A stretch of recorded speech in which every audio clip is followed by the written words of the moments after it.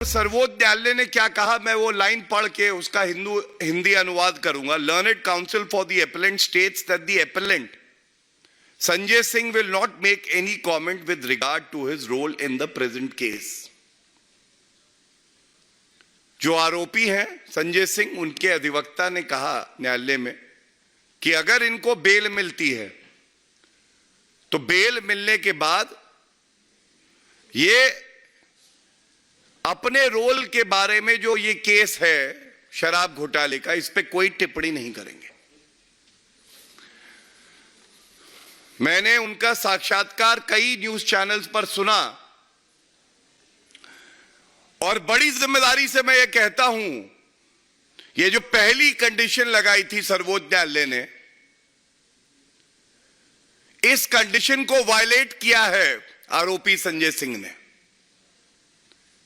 बाकी तथ्य तो आपके समक्ष आ ही जाएंगे क्योंकि साक्षात्कार चल रहे हैं सभी चैनल पे, पर दो तीन बातें जो हम आपके सामने बड़ी प्रमुखता से और जिम्मेदारी से रखते हैं, इस पे ध्यान दीजिएगा।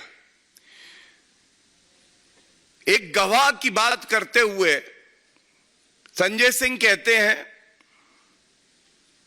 कि यह गवाह मेरा जिक्र नहीं लेता, मेरा जिक्र नहीं लेता। लेकिन न्यायालय ने तो कहा था कि आप कोई भी वक्तव्य अपने रोल के बारे में देंगे ही नहीं। दूसरी बात जो इन्होंने कही, और शब्दशः मैं कह रहा हूं, जब मुझसे सेक्शन 15 का बयान लिया गया, जब मुझसे सेक्शन 15 का बयान लिया गया, सेक्शन 50 और पीएमएल कोड एक्ट, तो मैं पूछना चाहता हूं कि अपने बारे में, अपने बयान के बारे में आप बात कर रहे हैं और सर्वोच्च न्यायालय कह रहा है कि Sanjay Singh will not make any comment with regard to his role in the present case. तो ये तो स्पष्ट हो रहा है कि आप जिस कंडीशन पे बाहर आते हैं, बेल पाते हैं, उसका उल्लंघन कर रहे हैं। और तीसरी बड़ी बात है जो बड़ी प्रमुखता से मैं उठाना चाहूंगा, जो गवाह हैं उनमें एक गवाह दिनेश अरोड़ा है। उस गवाह के बारे में भी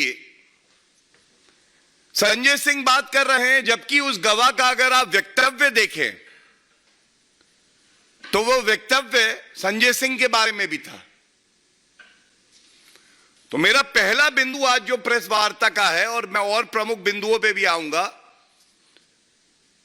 वो आपको दर्शाना था, दिखाना था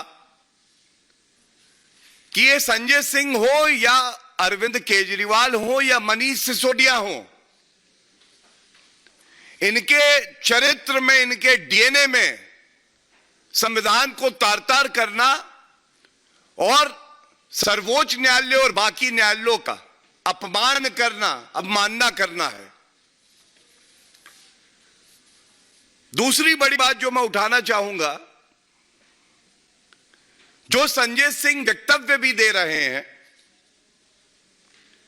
ये वक्तव्य तथ्यात्मक तौर पे भी गलत है, तथ्यात्मक तौर पे भी गलत है और भ्रमित करने के लिए दिए जा रहे हैं। तीसरी बड़ी बात जो मैं कहना चाहता हूं कि क्या कोई आरोपी जो अभी अभी बेल से निकला है, 6 महीने हिरासत में रहने के बाद, वो दूसरे आरोपियों को क्लीन चिट दे रहा है? बेईमानी की पराकाष्ठा देखिए। खुद एक आरोपी हैं, अपने बेल ऑर्डर का उल्लंघन करते हैं और उसके बाद बैठ के दूसरे आरोपियों को क्लीन चिट देते हैं। चौथी बड़ी बात यह है, और अगर कोई भी कानून का ज्ञाता होगा, करोड़ों रुपया खर्च कर रहे हैं अरविंद केजरीवाल अपने लिए भी, अपने साथियों के लिए भी।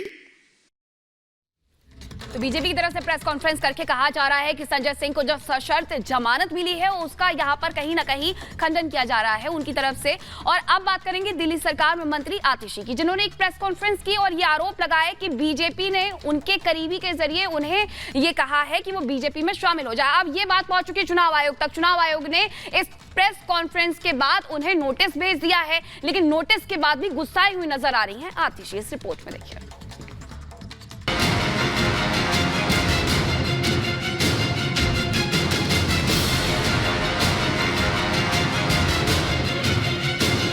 ऑफर के दावों पर फंस गई आतिशी। आतिशी के बयान पर इलेक्शन कमीशन ने मांगा जवाब। भारतीय जनता पार्टी ज्वाइन करने के लिए अप्रोच किया।